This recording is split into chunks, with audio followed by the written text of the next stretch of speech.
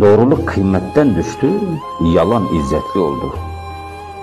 Helal unutuldu, haram lezzetli oldu. Adalet öldü, zulüm kuvvetli oldu. Allah korkusu kalmadı, ilahlar çoğaldı, güce tapılır oldu.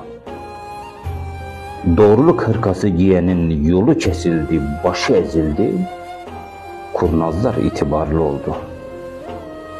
Bilenler tırpanlandı, hilebazlar efendi oldu.